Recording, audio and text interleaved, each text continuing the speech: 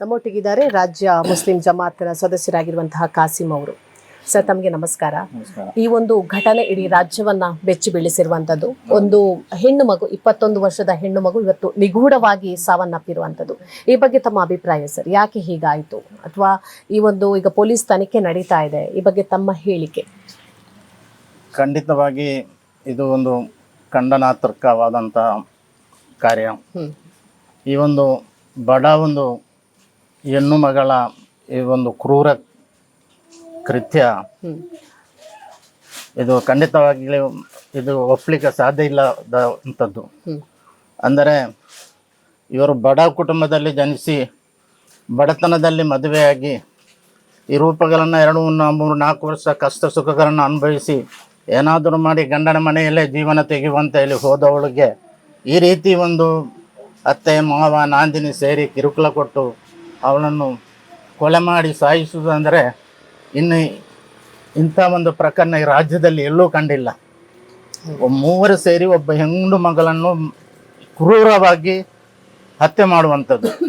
ಇದನ್ನು ಇಡೀ ಕರ್ನಾಟಕ ಮುಸ್ಲಿಂ ಜಮಾತ್ ಸಂಪೂರ್ಣವಾಗಿ ಖಂಡಿಸ್ತದೆ. ಇದಕ್ಕೆ ತಕ್ಕದಾದ ಶಿಕ್ಷೆಯನ್ನು ಕೊಡಬೇಕು. ನಾವು ಸಂಬಂಧಪಟ್ಟವರು ಗೃಹ ಸಚಿವರಲ್ಲಿ ಕೂಡ ಈ ವಿಷಯವನ್ನು ತಿಳಿಸಿ ಇದಕ್ಕೆ ಬೇಕಾದ ಏನು ಕಾರ್ಯಕ್ರಮಗಳಾಗಬೇಕು ಅದನ್ನು ಕೂಡ ಮಾಡಲಿಕ್ಕೆ ನಾವು ಕರ್ನಾಟಕ ಮುಸ್ಲಿಂ ಜಮಾತು ತಯಾರಿದ್ದೇವೆ.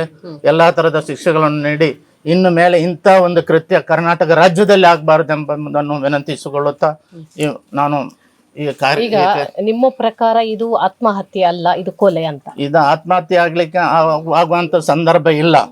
ಪಾಪ ಹೆಣ್ಣು ಮಗಳು ಗಂಡನ ಒಂದು ಸವಾಸಕ್ಕೆ ಬೇಕಾಗಿ ಏನು ಕಿರುಕುಳವನ್ನು ತಾಳಿಕೊಳ್ಳುವಂತ ಹೇಳಿ ಹೋಗಿ ಗಂಡನ ಮನೆಯಲ್ಲೇ ಅತ್ತೆ ಮಾವನ ಮನೆಯಲ್ಲೇ ಕೂತು ಇರುವಾಗ ಅಲ್ಲೇ ಕೊಲೆ ಆಗುವಂಥದ್ದು, ಅಲ್ಲಿ ಆತ್ಮಹತ್ಯೆ ಆಗುವಂಥದ್ದು ಪ್ರಸಂಗ ಏನು ಬರುವುದಿಲ್ಲ.